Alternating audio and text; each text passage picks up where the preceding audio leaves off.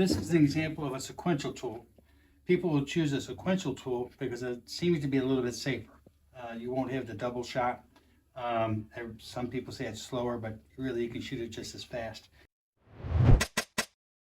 You do not get a recoil double shot, and if you're close to the edge, it won't jump off. So I can depress the safety and pull the trigger. They call it sequential because you're operating in a sequence. Depress the safety and then pull the trigger. You will not be able to bounce fire.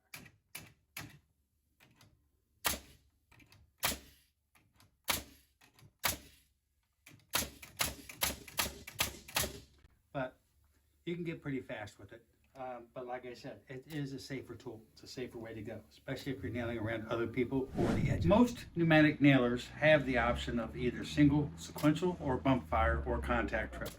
Bump fire basically, for all intents and purposes, started because the original users of most of these nailers were in pallet shops and they were paid by piecework.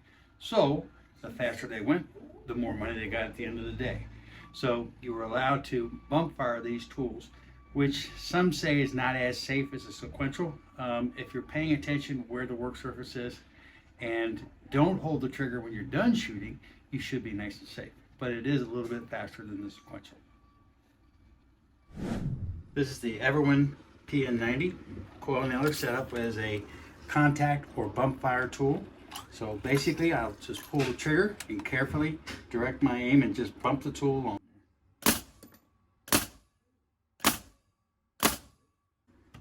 Several manufacturers will ship their tools with a restrictive trigger. This is the gray trigger for Paslor.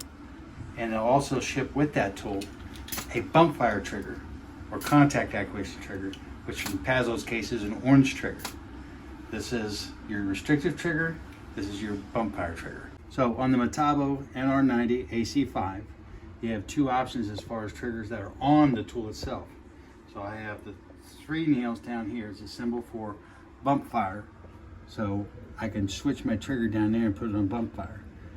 It comes out of the factory with a screw right here, so I have to undo that screw. It's a Phillips screw. And then switch my switch down. The single nail shows where it's single fire actuation or restrictive.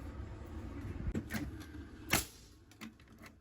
it will not bump fire, so if I pull the trigger, it's to go in sequence, or it's restricted.